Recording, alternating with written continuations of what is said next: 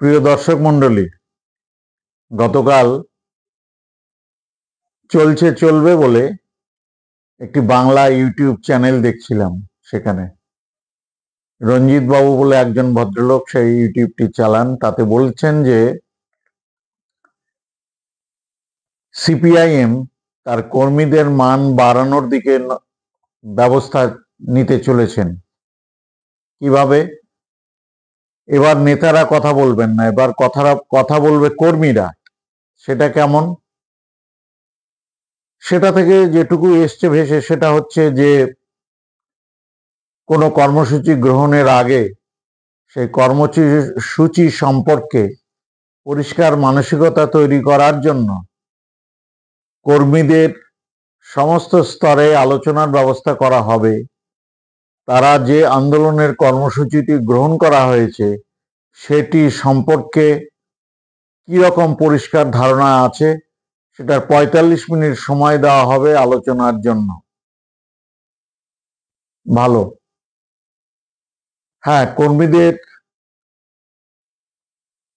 চেতনার মান কোনো দলেই সকলের বেশি থাকে না। বেশিরভাগ ধারণাটা উচ্চতর নেতৃত্বের মধ্যেই থাকে, সেই দলের সেই পরিপূর্ণ ধারণাটা।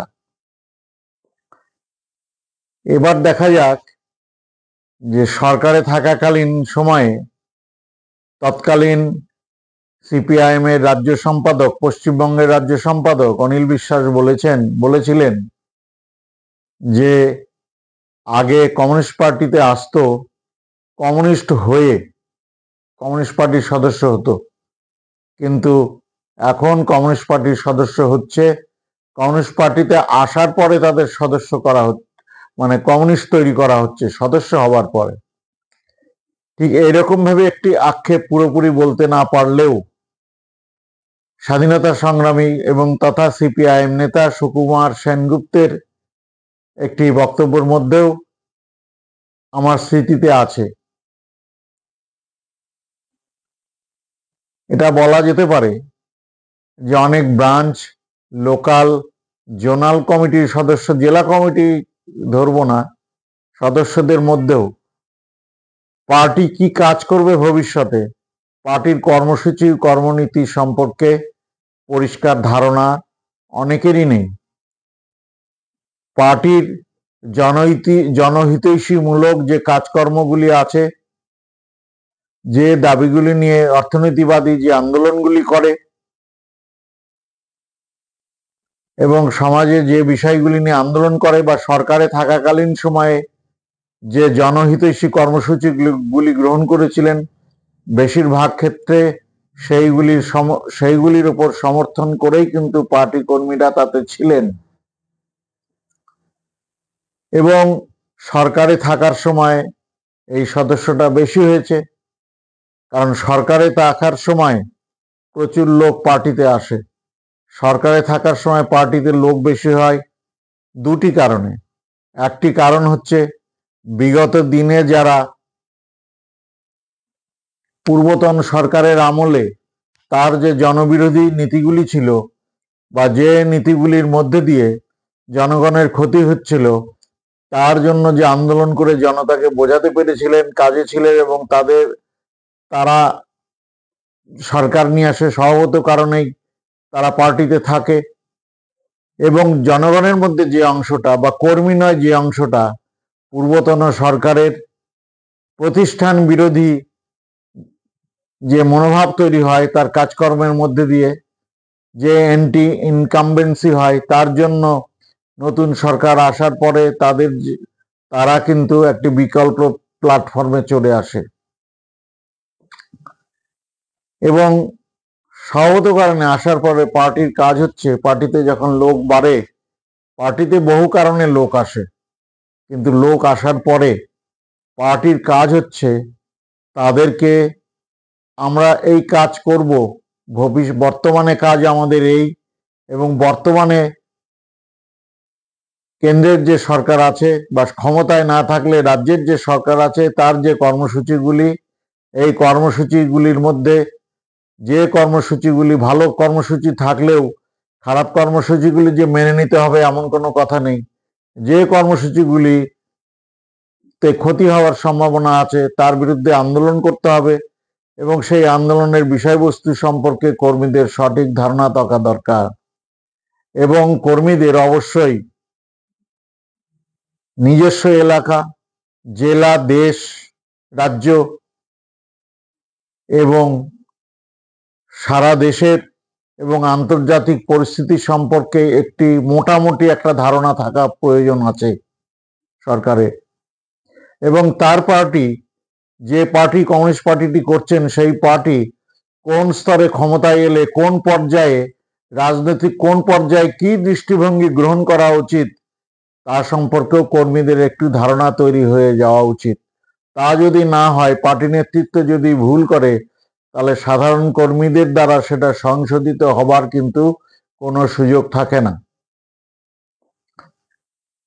এবং বামফ্রন্ট সরকার 34 বছর ক্ষমতায় ছিল। 34 বছর ক্ষমতায় থাকার পরে, সরকার চলে যাওয়ার পরে কিন্তু প্রথম দিকে যায়নি, কিন্তু ক্রমান্বয়ে কিন্তু কর্মী এবং নিচু তলার দিকে নেতৃত্বের ক্রমশ ক্ষয় হয়েছে এবং দেখা গেছে যারা দু একজন এমপি ছিলেন কিংবা এমএলএ ছিলেন এমন কিছু সদস্য, তবে খুব কম সেসব, তবে নিচু তলার দিকে বেশ কিছু কর্মী কিন্তু তৃণমূলে বা অন্য দলে চলে গেছেন। তো এই যে দলবদল হলো দুটি কারণে। সেটা হলো যে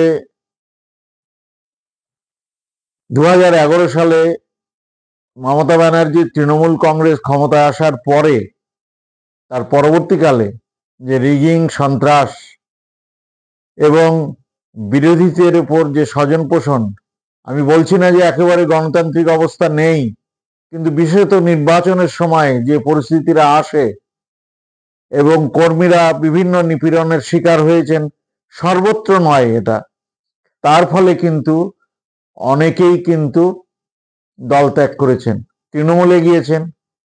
আরেকটি দল, যাদের তারা যতটুকু ধারণা আছে ততটুকু ধারণা দিয়ে বুঝেছেন যে কেন্দ্রে বিজেপি সরকার আছে, বিজেপি সরকার দেখতে পাচ্ছে বিভিন্ন কোনো ঘটনা ঘটলেই সিবিআই চলে আসছে, তো কাজে একটি তত্ত্বের আমদানি হলো, আগে রাম পরে বাম, রাম মানে বিজেপি। এবং এটা অনেক পার্টি সদস্য, অনেক কর্মীকেও বোঝানো যায়নি এবং তারা মনে করেছেন যে তৃণমূল তাদের অপছন্দের, অত্যন্ত অপছন্দের স্বভাবত কারণেই তারা তৃণমূলের সঙ্গে এঁটে উঠতে পারছেন না, কাজে বিজেপি করে তারা তৃণমূলকে সরাবেন, তারপরে আবার এই রাম হয়ে বামে আসবেন। কিন্তু দেখা গেছে বিজেপিতে যাওয়ার পরে, তাদের কথাবার্তা শোনার পরে বেশ কিছু লোকের কিন্তু ফিরে আসার কোনো লক্ষণ আছে বলে মনে হচ্ছে না। আবার কখনো কখনো কিন্তু ফিরে আসছে, মোহভঙ্গ ঘটছে, অর্থাৎ একটা ওলট পালট সবসময় চলছে, এদিকে আছে। তো এই যাওয়ার ক্ষেত্রে বলতে হবে যে এই ধরনের যে মূল্যায়ন, এটা মতাদর্শগত ঘাটতি বলেই মনে করতে হবে এটা। কাজেই সেই ঘাটতির পূরণের দিকে যে নজর দিয়েছেন পার্টি, তাতে সিপিআইএম পার্টি শক্তিশালী হবে বলেই মনে করি।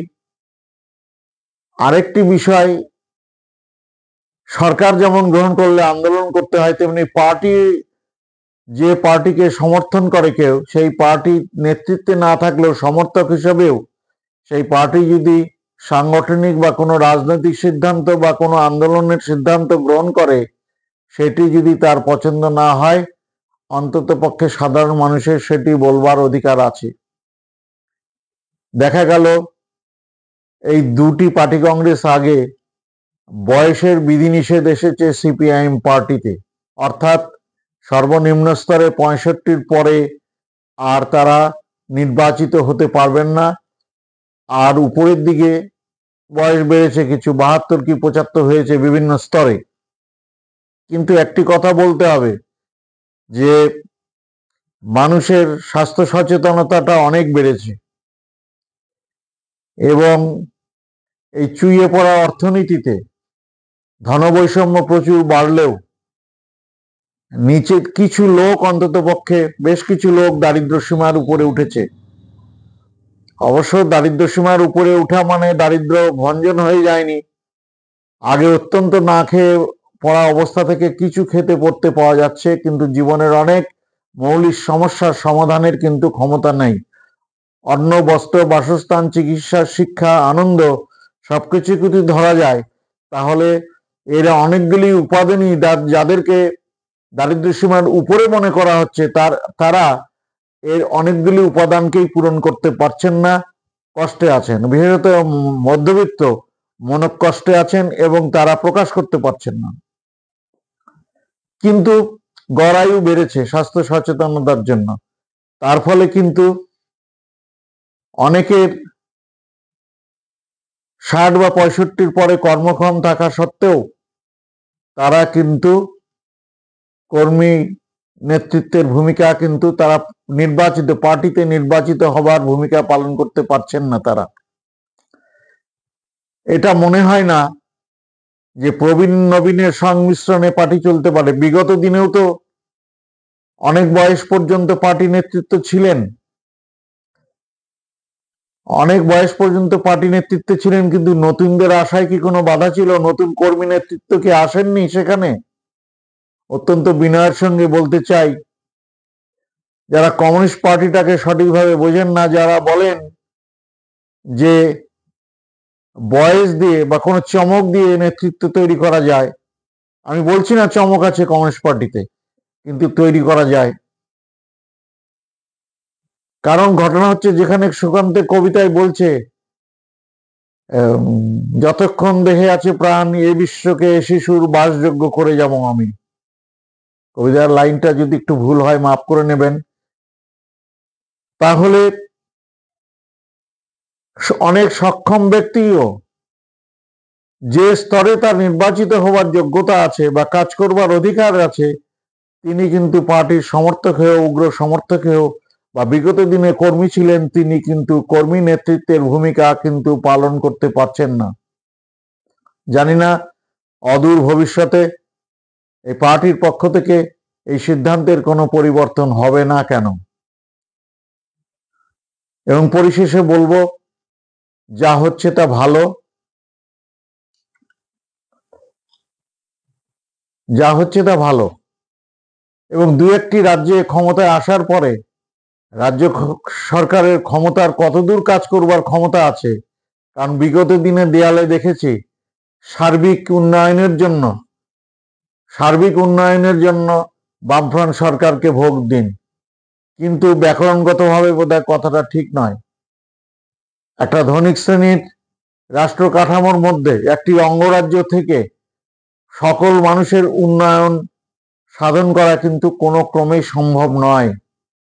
কিন্তু শেষের দিকে বা 10-20 বছর বামফ্রন্ট সরকারে যাওয়ার পরে কিন্তু এই দেয়াল লিখনও কিন্তু দেখা গেছে।